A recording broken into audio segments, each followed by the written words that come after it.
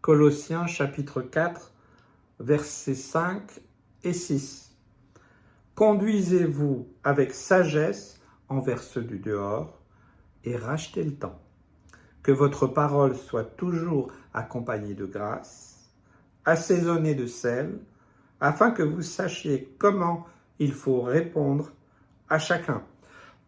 C'est encore un merveilleux texte.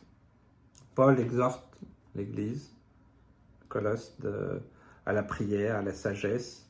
Il donne pas mal d'instructions, de principes bibliques. Vous pouvez les relire, c'est vraiment instructif pour chacun de nous. Moi, je relève ce versets 5 et 6, de nous conduire avec sagesse. Encore une fois, la sagesse, ce n'est pas la sagesse du monde, c'est la sagesse divine.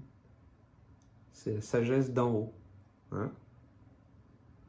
Envers ceux qui sont, on va dire, qui ne sont pas disciples de Jésus. Et racheter le temps.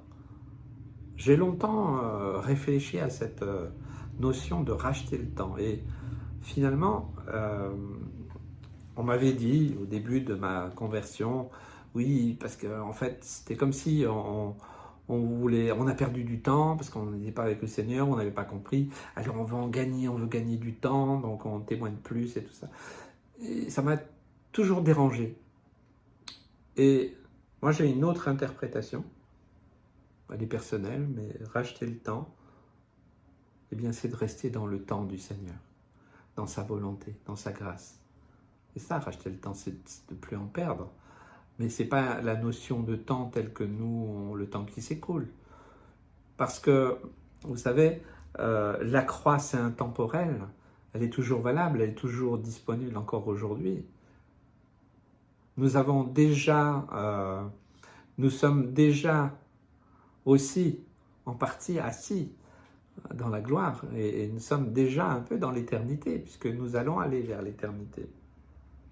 Racheter le temps, c'est pas ne plus perdre de temps sur cette terre terrestre, mais c'est de rester dans le temps de Dieu. Racheter dans le temps de Dieu, racheter le temps, c'est justement rester dans sa présence, rester dans son amour, dans sa grâce, dans sa miséricorde, et de marcher dans ce temps comme s'il était, on va dire, figé éternellement. Parce qu'on peut toujours venir à Christ, à tout moment. C'est pas une question de temps, oui. C'est pas, voilà. Parce que sinon, on ramène aux œuvres. Voilà ce que je vais faire. Ouais, j'ai pas fait assez, alors il faut que je rachète le temps. Et certains courent à droite, à gauche, font toutes sortes de choses parce qu'ils veulent racheter le temps. Mais je m'excuse, moi, je ne comprends pas les choses de cette manière-là. Non, justement, me conduire avec sagesse, et puis ensuite, en rachetant le temps, en restant dans le temps divin, le temps de sa présence, le temps de son amour, le temps de sa grâce, le temps de la croix qui est toujours là, bien présente, et bien alors, tout ce qui va sortir de notre bouche, eh bien, que soit accompagné de sa grâce. Parce qu'on est dans sa grâce permanente, dans ce temps de grâce, depuis la croix, depuis son œuvre, puisqu'on est dans ce temps, alors, eh bien, on est dans sa volonté, on est dans sa miséricorde, et on peut aussi ouvrir la bouche avec sagesse, sagesse divine d'en haut, parce qu'on est dans cette connexion. Quand Jésus dira priez sans cesse, certains diront c'est pas possible, mais si c'est possible d'être dans un esprit de prière. Eh bien, racheter le temps pour moi, c'est de rester dans le temps de Dieu. Et c'est pas une histoire de il faut faire vite, il faut faire ça, j'ai pas fait ci, c'est pas rentrer dans des œuvres. Pas du tout. En tout cas, moi je le comprends de cette manière-là. Ça m'a aidé dans ma propre vie parce que sinon on court après le temps. Et on vit dans un temps très chronophage où je dirais la technologie, maintenant portable, les jeux vidéo, enfin tellement Internet en général, toutes sortes de choses, ça nous prend beaucoup de temps. Ça nous fait perdre du temps terrestre. mais c'est pas ce temps-là. Parce que je peux très bien avoir une activité humaine, peut-être même qu'on pourrait dire, oh, c'est pas très spirituel ou autre, mais d'être dans la présence de Dieu, dans sa grâce, dans son amour. Et quand il y a quelqu'un, quand il faut donner une parole, eh bien, assaisonner de sel pour que, eh bien, nous soyons nous-mêmes salés en fait. Hein.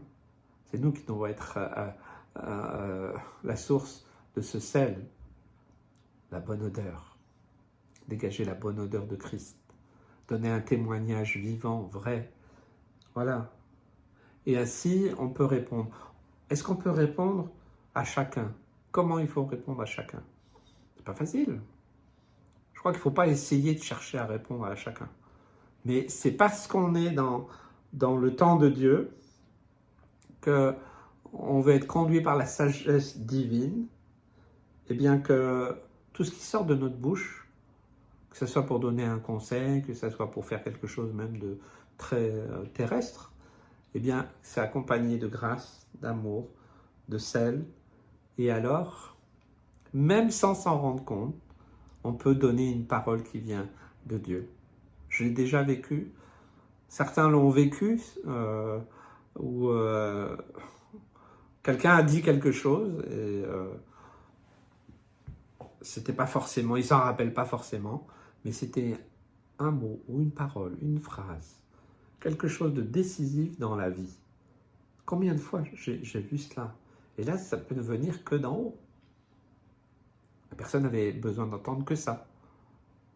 C'est pas que la personne, elle réfléchisse à ce que... Non, elle vient directement. Vous voyez, c'est quand on est dans le temps de Dieu, dans le temps de sa présence, de sa volonté, de sa grâce, eh bien, c'est extraordinaire parce qu'il se passe plein de choses dans ce temps-là. C'est un temps intemporel et je trouve formidable de vivre dans cette dimension. Que Dieu vous bénisse. Je vous encourage, j'aurai l'occasion peut-être d'approfondir un peu pour ceux qui disent oui, bon, ben, j'ai pas tout à fait compris. Voilà, que le Seigneur vous bénisse et vous renouvelle.